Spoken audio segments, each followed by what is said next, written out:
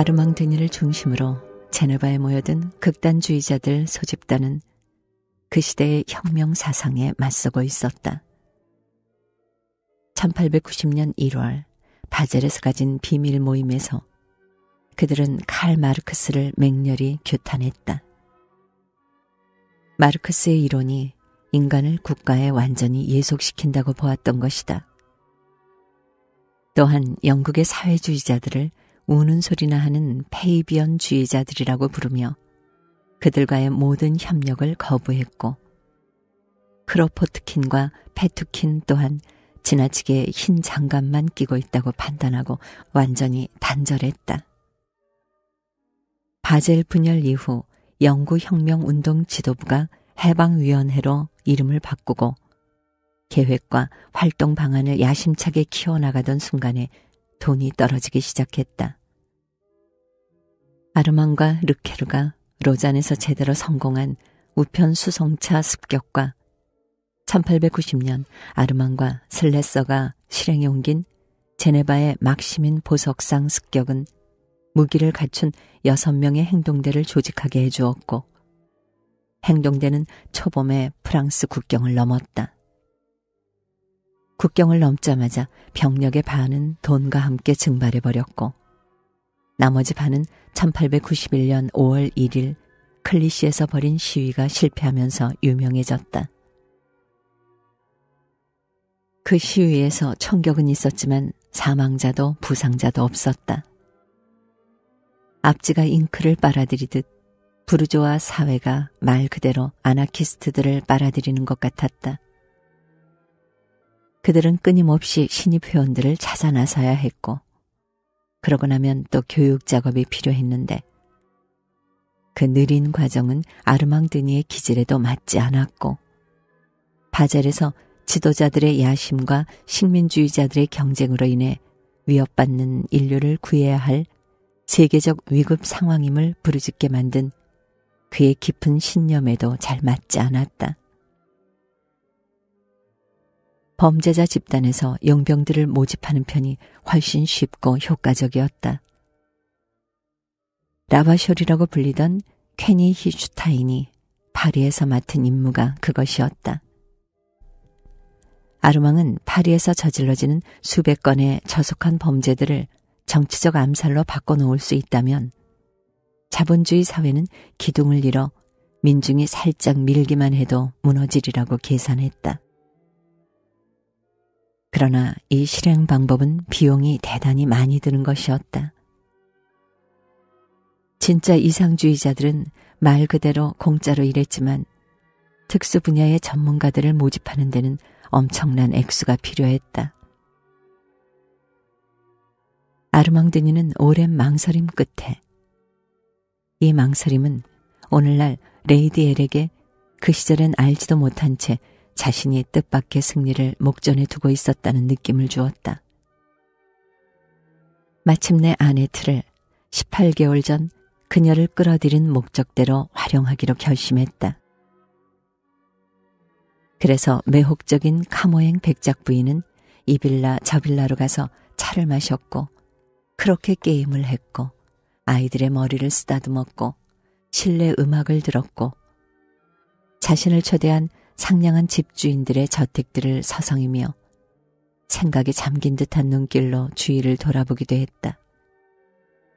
개중 여럿이 자루에 집어넣을 만해 보였기 때문이다.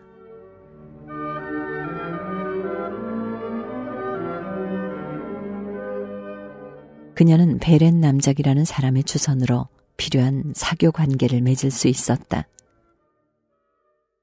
남작은 대단히 수준 높은 교양과 보기 드물게 명석한 지성의 소유자였는데 알퐁스 르케르가 몇 년 전부터 수중에 쥐고 좌지우지하던 불행한 사람들 중 한 사람이었다. 인품이 얼룩 하나 없이 순결했고 취향 또한 대단히 고결했지만 더없이 비천하고 굴욕스러운 상황에서 무릎을 꿇거나 죽음의 위협이 임박한 상황에서만 어떤 쾌락을 느낄 수 있는 데다 그 쾌락 없이는 살지 못하는 사람이어서 귀족 영혼의 이 약점을 르케르가 가차없이 활용했던 것이다. 프로이트라도 이 백발의 나약한 존재를 저항할 수 없는 유혹에서 구해내지는 못했을 것이다.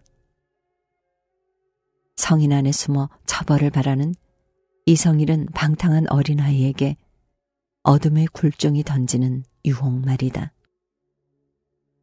이 절망적이고 불량스러운 애호가가 무거운 외투 속에 몸을 숨기고서 거리의 가스등 불빛 아래 외알박이 안경을 낀 창백한 얼굴을 드러내고 비열한 세계 속으로 야간 다이빙을 하는 동안 한 번도 목이 잘리지 않은 건 전적으로 르케르의 보호덕이었다. 그의 재산이 몽땅 거기에 들어갔다. 법률 고문을 끼고 다니는 베레는 몇 년 전부터 샤바네의 옛 주인에게 예전처럼 유용한 존재가 되지 못했다. 부호 르케르가 저 자신에게서 혁명의 소명을 발견하기 이전, 그러니까 그토록 어울리고 싶어 했던 좋은 가문의 청년들을 상대로 도박 서클에서 교섭자 역할을 하던 때처럼 말이다. 그래서 베렌이 아네트를 부유하고 한가하고 예의 바르게 지루해야 하는 제네바의 상류 사회로 들여놓는 역할을 맡았다. 르케르는 특별히 이런 목적으로 그를 스위스로 불렀다. 가련한 남자는 억지로 오기는 왔지만 곧 병에 걸렸다. 스위스의 순수한 공기를 견디지 못해 천식 발작을 일으켰던 것이다. 건강한 생활 환경에 들어서자마자 그는 질식했다. 베르그 호텔 아파트에서 창문이란 창문은 모조리 닫고 커튼을 치고 누운 채 그는 아네트에게 침울하게 중얼거렸다. 나는 자연이 끔찍히 싫어요. 그러나 그에게 불복종이란 있을 수 없는 일이었다. 그는 빛에 맞서, 봄에 맞서, 빙하에서 불어오는 눈바람에 맞서 용감하게 싸웠지만 식욕을 잃고 시들어갔으며 질식했다. 그러나 마부들 사이에서 조금이나마 위안을 찾으면서 맡은 임무를 수행했다. 그가 카모행 백작 부인을 사교계에 확실히 정착시키는 데는 몇 주가 걸렸다. 마침 백작 부인의 복상 기간도 끝이 났다. 그러자 그는 서둘러 파리로 돌아갔고 거기서 금세 건강을 회복했다. 그러나 그가 너무 방심하여 자기만의 치유법을 시도하려고 찾은 빈민가에서 르케르의 강력한 영향력은 예전 같지 못했다. 돌아간 지 넉 달 뒤 그는 시냇가에서 죽은 채 발견되었다. 그의 얼굴엔 달콤한 공포가 깃든 표정이 아직 남아 있었다. 어쨌든 아네트는 어려움 없이 사치스러운 철새 무리에 섞여들 수 있었다. 그들은 아들과 딸들이 독일인 가정교사와 영국인 보모의 감시 아래 에드워드 리어풍으로 예쁘장한 수채화를 그리거나 소공자를 읽거나 피아노 앞에서 몽상에 잠기는 동안 계절에 따라 이 나라 저 나라로 날아다니며 바덴바덴이나 키싱겐에서 온천을 즐기고 사랑스러운 호숫가에서 피크닉을 하고 빙하 위에서 등산 지팡이를 들고 사진을 찍었다. 스위스는 이 신중한 여행자들이 즐겨 찾는 약속 장소였다. 그들에게 몽블랑은 여전히 무시무시한 볼거리였다. 빅토리아 여왕 시절은 곰인형처럼 폭신폭신한 안락함과 찻주전자, 앨범, 일기장 사이사이에 끼어든 마른 꽃잎들과 더불어 곰, 스트레사, 인터라켄 호수와 강가에 잘 가꿔진 공원들을 거점으로 마련해 두었던 것이다.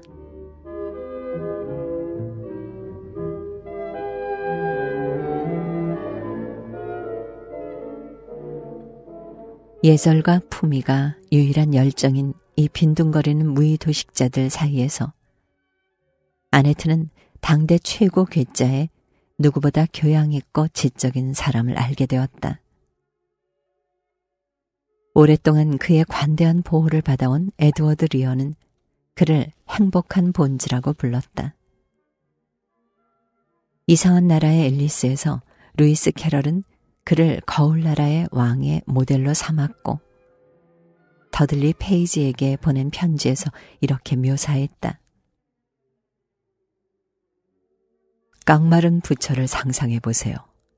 완전히 민 머리털, 무엇으로도 지울 수 없는 미소, 물처럼 깊고 가느다란 눈을 덮은 속눈썹 없는 눈꺼풀, 관능적인 주름 속에 이미 맛본 산의 진미의 풍미를 간직한 듯한 입술.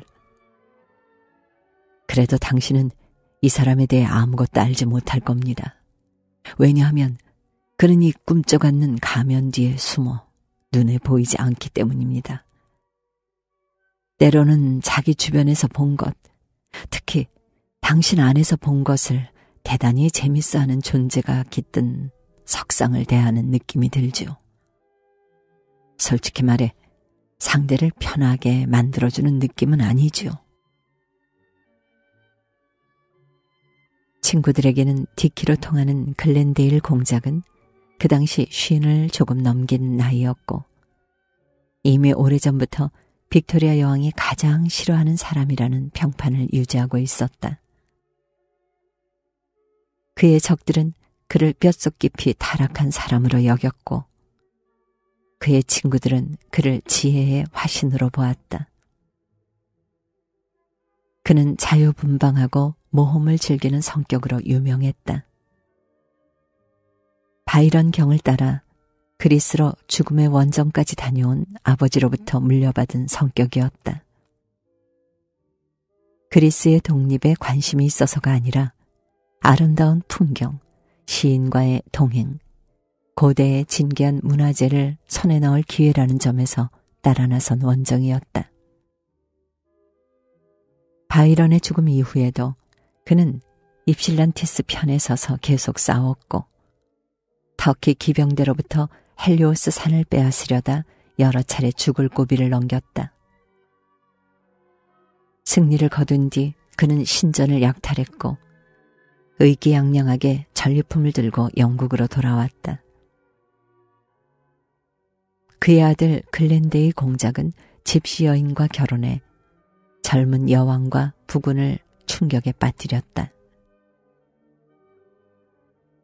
아내가 죽은 뒤 그는 스페인으로 가서 아내가 속했던 부족과 몇 년을 살았다.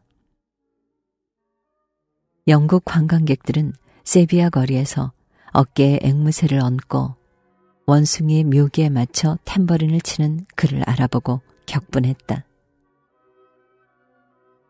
그 후 그는 몇 년 동안 극동 지역에서 흔적 없이 사라졌다가 어느 날 머리를 민 채 불교 승려처럼 주황색 승복을 걸치고 돌아왔다. 캔터베리 주교를 불교로 개종시키려 시도했고 여우 같은 사람이나 찬동할 냉소적이고 격분한 어조로 기마 사냥을 금지하라는 내용의 편지를 타임스에 보내 영국을 떠나라는 요구를 받았다. 그래서 그는 이탈리아로 갔고 그 후론 그에 대한 말을 거의 들을 수 없었는데 그가 점잖게는 언급할 수 없는 사람들을 만나고 다녔기 때문이다. 떠돌이 화가, 사회주의자, 자유주의자. 그는 모든 걸 받아들였다. 그러나 결국 예술에 대한 사랑이야말로 그의 삶에서 가장 주도적인 힘이었다. 그의 신미안과 정확한 판단은 그 시대 수집가들과 상인들 사이에서 전설이 되었다. 그는 예술에서 자기 조건과 짧은 운명에 맞서는 인간의 의지를 보았다.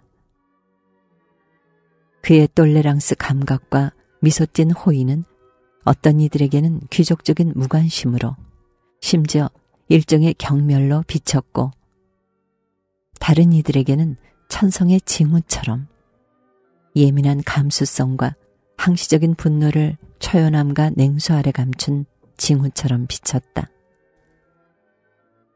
어쨌든 빅토리아 시대의 규범과 관례를 거부한 그는 사실상 영국에서 살기 힘들었다.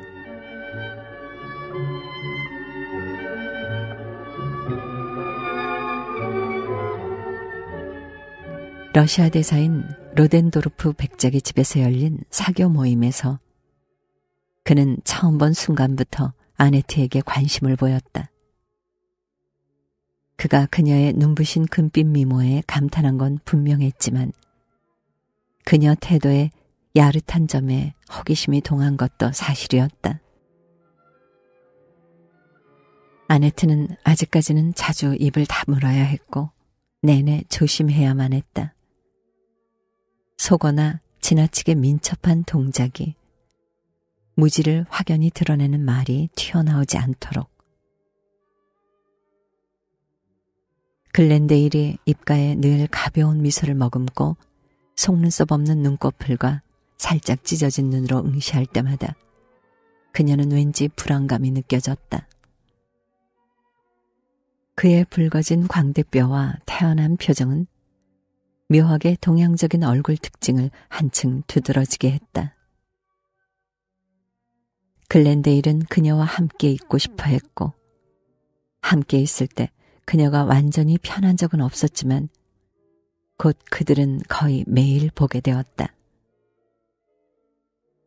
그녀에게 눈길을 던지고 다정하게 미소를 짓는 그의 독특한 방식은 그녀가 미처 깨닫지도 못한 채 그의 온갖 질문에 이미 대답한 것 같은 느낌을 주었다.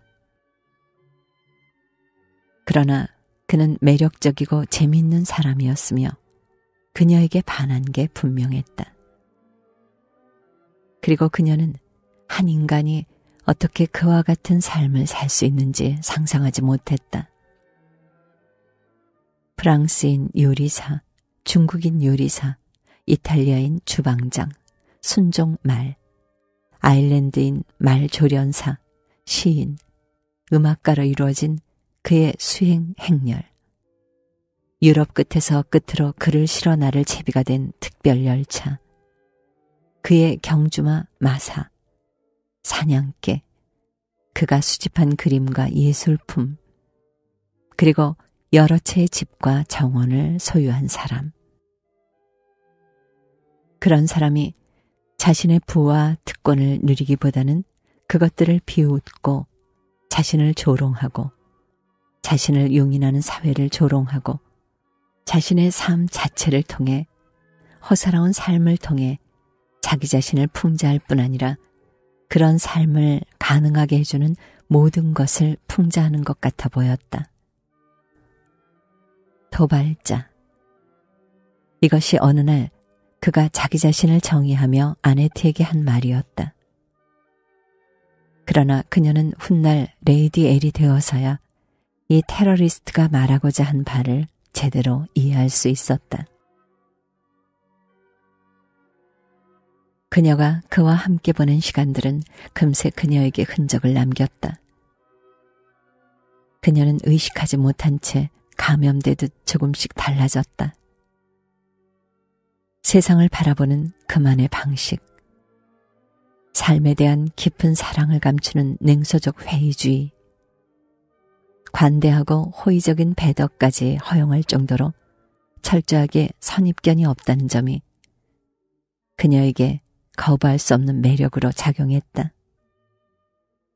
재빨리 그녀는 그 방식을 자신이 옷 입듯 입는다면 넋을 빼놓을 만큼 잘 어울릴 거라고 판단했고, 단지 쳐다보는 방식만으로 세상과 거리를 유지하게 해주는 그 기술의 비밀을 파악하려고 했으며 디키를 주의 깊게 관찰했다.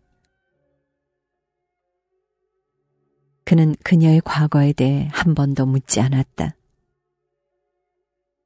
그가 애써 이 주제를 피하려고 조심하는 것 자체가 이미 경계심, 어쩌면 의심의 흔적을 드러내는 것이었지만 그녀는 그 점이 고마웠고 이내 그의 앞에서 더는 거북해하지도 조심하지도 않았다. 그녀가 발을 헛디뎌 불쑥 속어가 튀어나오거나 변두리 은어의 짙은 흔적이 그녀 말에 담길 때에도 그는 못 들을 줄 알았다. 그와 지내며 온갖 즐거움을 만끽하면서도 그녀는 자신의 임무를 잊지 않았고 글렌데일 빌라에 세밀한 내부 구조도를 만들었다. 보물들의 정확한 위치와 각 진열창 속 내용물을 세심히 표기했다. 레만호와 공원이 내려다 보이는 테라스에서 그녀는 그와 함께 거의 매일 그림을 그리며 조금씩 평면도를 그렸다. 프랑스 쪽 강가의 산들이 레마노의 수평선을 닫았고 이따금 요트들이 나비처럼 사뿐히 항구를 빠져나갔다. 글렌데일은 그녀의 초상화를 그렸고 아네트는 도화지를 무릎 위에 올려놓고 테라스 계단을 장식한 아폴론 조각상의 남성적 형체를 복제하며 살짝 실증을 냈다. 디키, 3층 복도 오른쪽에 말이에요. 서재 입구 바로 앞에 신기한 작은 물건들 있잖아요. 글렌데일은 한쪽 눈을 감고 연필 든 팔을 뻗어 그녀를 쟀다. 그것들에 관심을 갖는 게 옳아요. 이집트의 신성갑중 조각품이죠.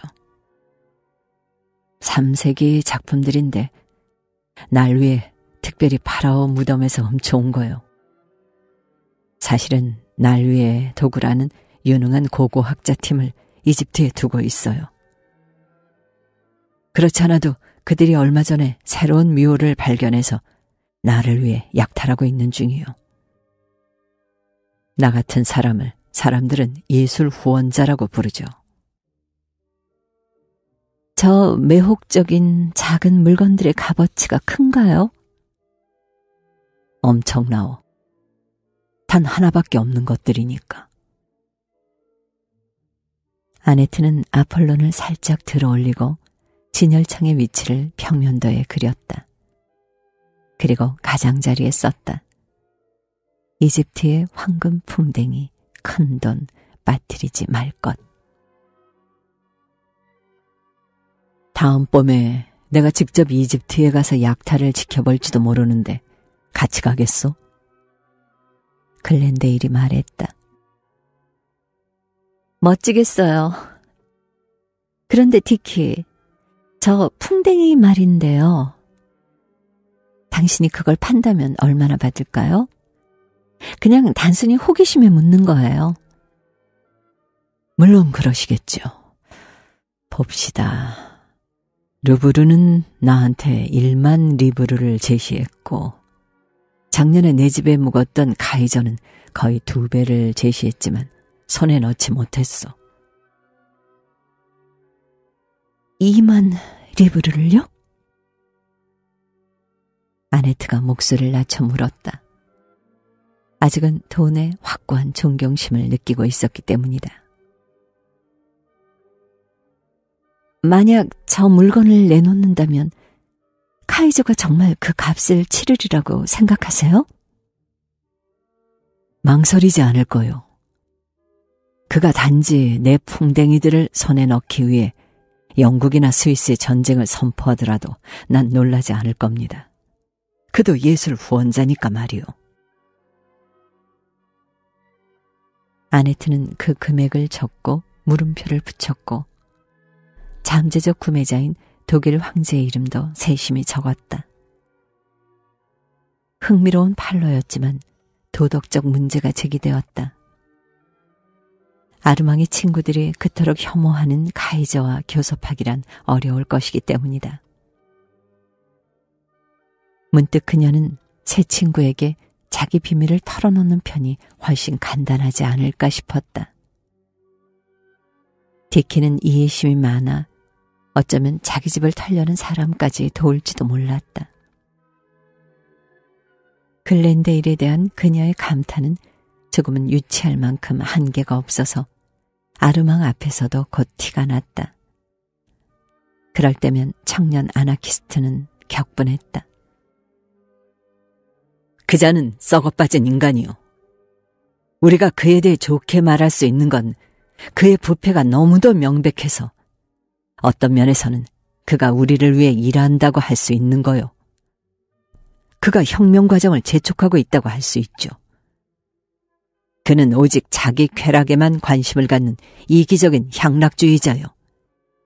냉소주의와 회의주의를 지혜의 한 형태라고 주장하는 초연한 자유주의자의 태도보다 더 혐오스러운 건 없어요. 게다가 그는 자기 주변의 추악함과 비참함을 보지 않으려고 자기 눈에 예술의 황금가루를 뿌리고 있단 말이요. 그녀는 반박하고 싶었다. 그렇지만 그분은 정말 선량하고 관대해요. 수십 명의 화가와 작가와 음악가를 먹여 살리고 있어요. 그분이 없었더라면 그들은 굶어 죽었거나 아무것도 이루어내지 못했을 거예요. 그건 나도 의심하지 않아요. 아르망이 어깨를 으쓱하며 말했다. 예술가는 언제나 지배층과 공모해왔고 점점 더 그러고 있어. 그들은 교회에서 나오는 대중을 같은 이유로 미술관에 보내서 아편을 피우게 만들려고 하죠. 난 부르조아의 입에서 문화라는 말을 들을 때마다 권총을 들고 싶은 욕구가 솟구치오. 우리 시인들과 음악가들은 민중을 잠재우려는 걸 도우려고 자장가를 노래하고 돈을 받고 있어요. 이 시대 최악의 화가들은 우리의 사회 현실들에 예쁜 장막을 씌우고 돈을 받고 있어. 정의 없이는 미도 없고 인간의 현실에 열광하지 않는 예술도 있을 수 없어요. 글렌데일은 반동적인 자유사상가일 뿐이요. 민중이 그를 밟고 지나갈 것이고 역사책에는 그에 관한 임상적인 묘사만 남게 될 거요. 악의 귀환을 피하기 위해 말이요.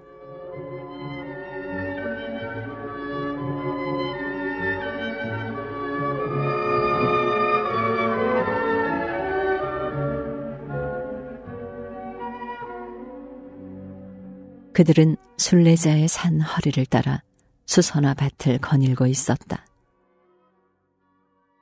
아르망은 학생 모임에서 돌아오는 길이어서 거기서 받은 흰천이 달린 책모자를 들고 있었는데 그가 든 모자에는 두 사람이 함께 딴 체리가 가득 담겨 있었다. 낮의 햇살과 바람이 그의 머리카락에 얼룩무늬를 만들었다. 살짝 작달막해 보이는 다부진 체격, 강인한 어깨와 팔이 그의 외모에 조금 거친 풍모를 더했다. 페르 페나르에 실린 유명한 그림이 이 느낌을 정말 잘 포착했다. 레이디엘은 그 그림을 잘라 별채에 둔 러시아 성화 속에 시릴 성자 위에다 붙여두었다. 작은 호숫가의 마을들과 거대한 호수, 푸른 산, 저 멀리 눈에 보이지 않는 양떼로부터 들려오는 공기와 빙하의 순수성을 찬미하는 듯한 종소리,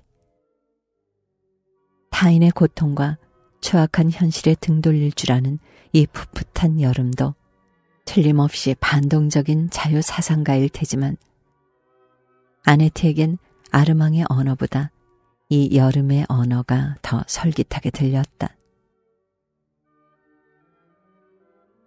글렌데일은 삶의 목표가 저들 말대로 지독한 이기주의일 뿐인 단죄받은 계층에 속하오.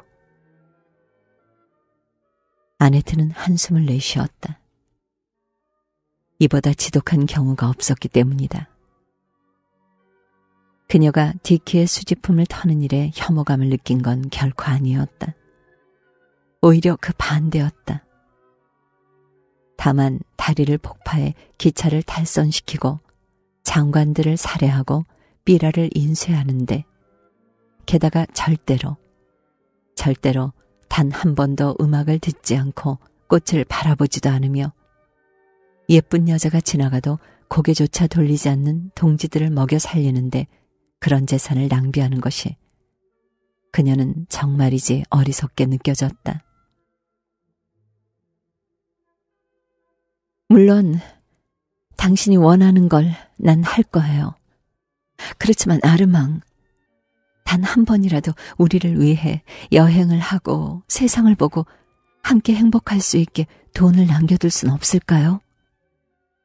왜 당신은 언제나 모든 걸 당신 친구들에게 다 줘야 하죠? 그 사람들은 아무짝에도 쓸모없어요. 떠들어대기만 하고 돈을 허비할 뿐이에요. 저 어설픈 코발스키처럼 말이죠.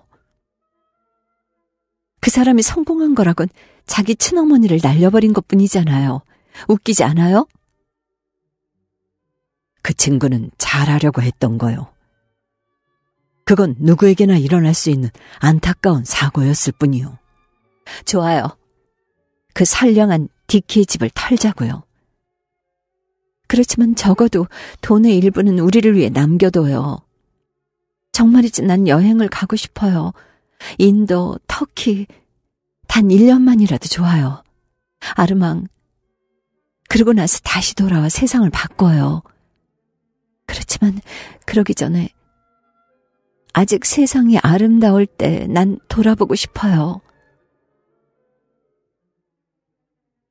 그는 놀란 눈으로 그녀를 쳐다보았다. 양산을 만지작거리며 수선아밭을 거닐고 있는 눈부시게 아름답고 우아하고 자신만만한 젊은 여인. 그녀는 그가 불과 18개월 전에 거리에서 거둔 상처 입고 넋이 나간 듯해 보이던 소녀와는 정말이지 거리가 멀었다. 그는 무릎께 이르는 꽃틈에 멈춰섰다.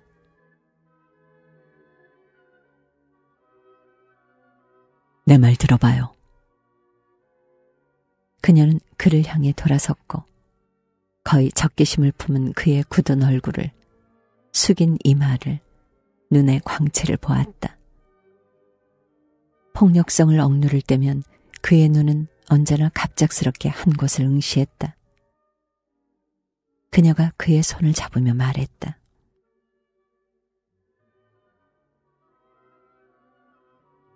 미안해요. 당신은 나의 삶이에요.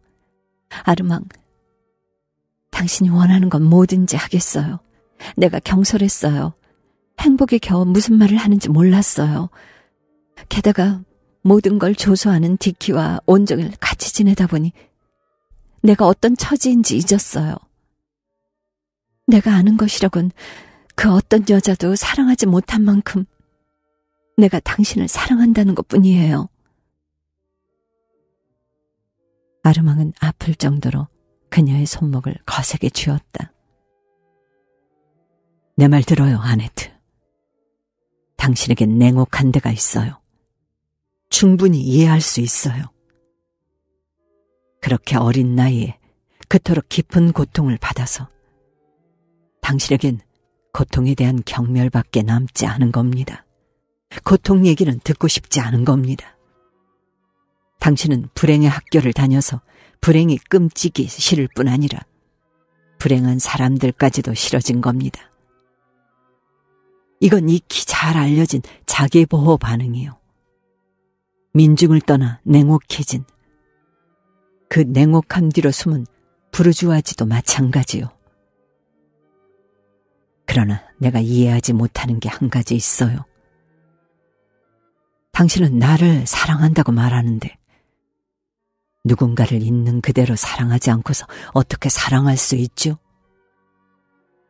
나를 사랑하면서 어떻게 동시에 나더러 완전히 달라져서 다른 사람이 되라고 요구할 수 있죠? 내가 혁명의 소명을 거부한다면 나라는 존재는 아무것도 남지 않게 되오. 나 자신을 포기하고 당신이 사랑하는 사람으로 남으라고 요구할 순 없소. 당신도 알겠지만 나 자신으로 사는 건 쉽지 않은 일이오. 아르망데니가 되는 건 쉽지 않단 말이오. 아주 불안정해요. 때때로 아침에 눈을 뜨면서 내가 아직 여기 있다는 사실에 놀라곤 하오. 당신이 내게 힘이 되어줘야 해요. 내 의지와 신념을 나약하게 만들지 말아요. 당신은... 그는 입을 다물었다. 그녀의 눈에 눈물이 고여 있었다. 그의 얼굴이 누그러졌다. 내가 하려는 말은 사람들이 자기 안에 있는 더없이 인간적인 것에 늘 진다면 인간은 벌써 오래전에 없어졌을 거라는 얘기요.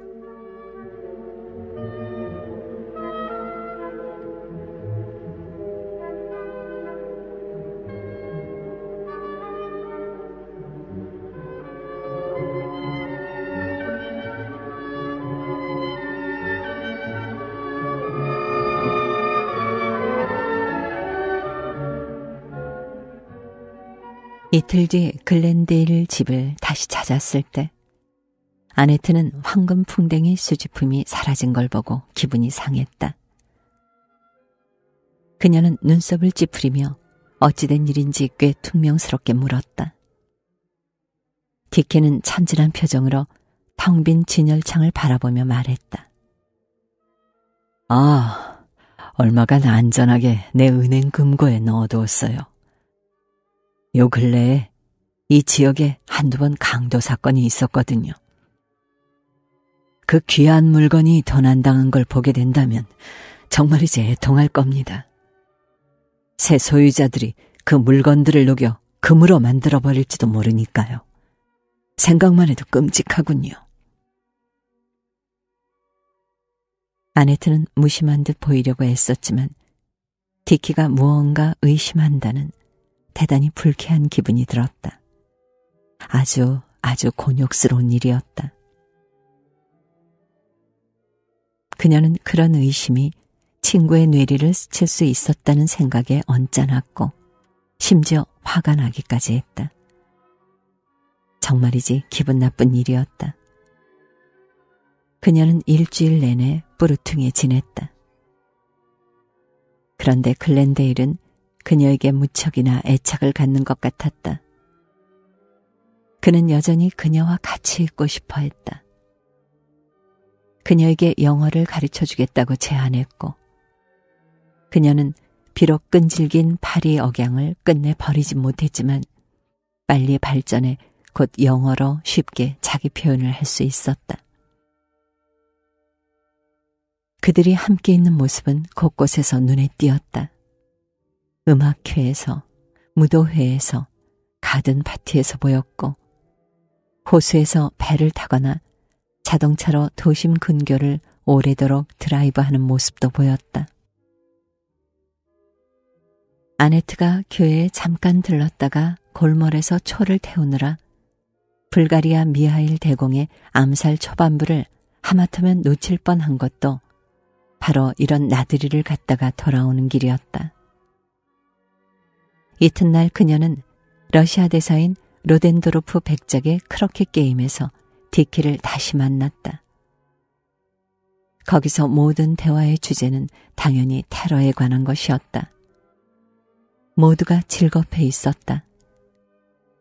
스위스 당국은 테러리즘이 국가의 관광 사업에 끼칠 영향을 우려해 정치 망명자들을 체계적으로 통제하기 시작했다. 따라서 아르망과 그 친구들의 상황은 금세 힘들어졌다. 한편 프랑스 정부는 아나키스트 움직임이 확대될까봐 1891년 3월 18일 로보 병사에서 일어난 폭발은 부르와 재판장이 거주하고 있던 생제르맹 거리에 폭발이 있고 불과 7일 만에 발생했다. 파리에서 극단주의자들의 주요 조직망을 와해하는 적극적인 태도를 취했다. 쇼마르탱, 베알라, 시몽, 그리고 알퐁스 르케르의 오른팔인 라바숄까지 체포되어 법정에 소환되었다. 신문들이 블랙 인터내셔널이라고 이름 붙이기 시작한 조직의 책임자들이 바젤에 모였고 아르망은 또다시 자신의 관점을 관철했다. 일시적으로 중재할 것이 아니라 오히려 특히 파리에서 테러 활동을 강화해 체포된 동지들을 판결할 판사들에게 겁을 주어 압박을 가하는 동시에 경찰이 무능함을 아나키스트 운동의 기세가 결코 꺾이지 않았다는 것을 여론에 입증해 보여야 한다는 것이었다. 러시아인 벨라이에프의 제안에 따라 얼마 동안 스위스를 떠나 해방위원회 본부를 이탈리아로 옮기자는 결정도 났다. 그런데 그러자면 자금이 필요했는데 행동대원들에게는 자금이 거의 바닥나 있었다. 얼마 전에 벌인 브뤼셀의 크리드 퐁시의 은행 습격은 코벨레프가 체포되면서 떠들썩한 실패로 끝나버렸다. 아르망은 제노바로 돌아오자마자 아네트에게 그녀가 오래전에 알려준 로덴도르프 백작의 빌라를 약탈할 의향을 알렸다.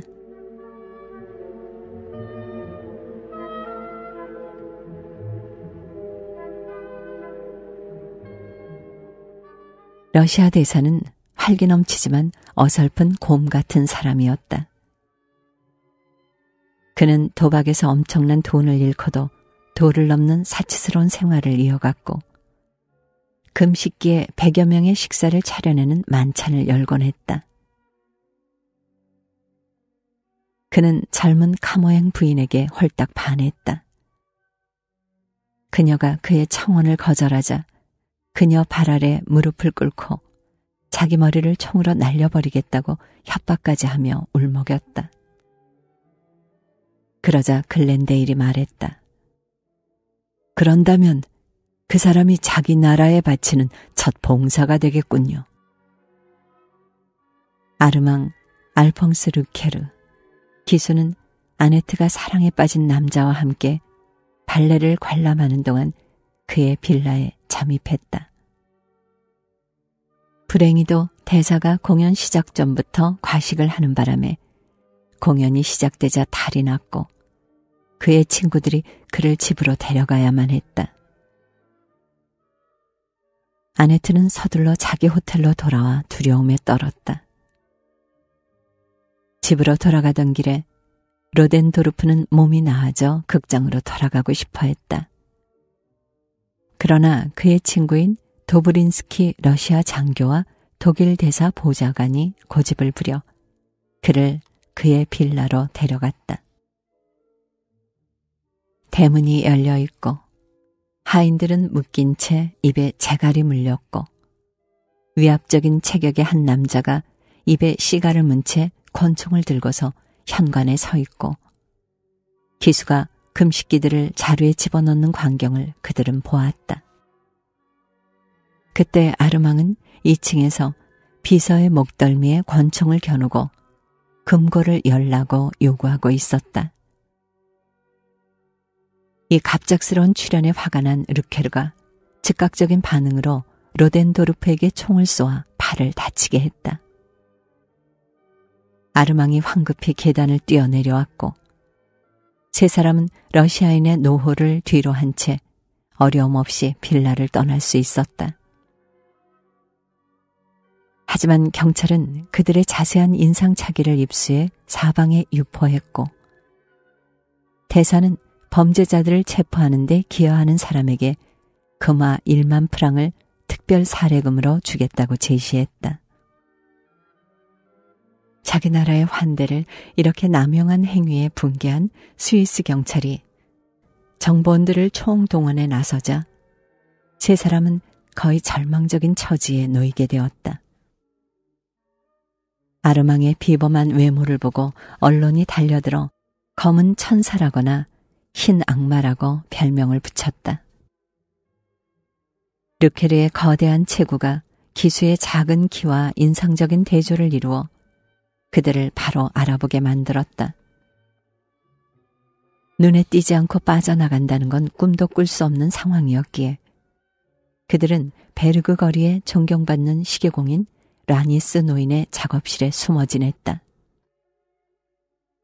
노인은 멋진 백발의 콧수염을 과시하며 태연히 할아버지 파이프를 물고서 레만 호수 부근의 카페들을 공공연히 드나들었는데 6개월 뒤 그를 체포하자 그 지역을 날려버리기에 충분한 폭탄을 보유하고 있는 것이 발각되었다.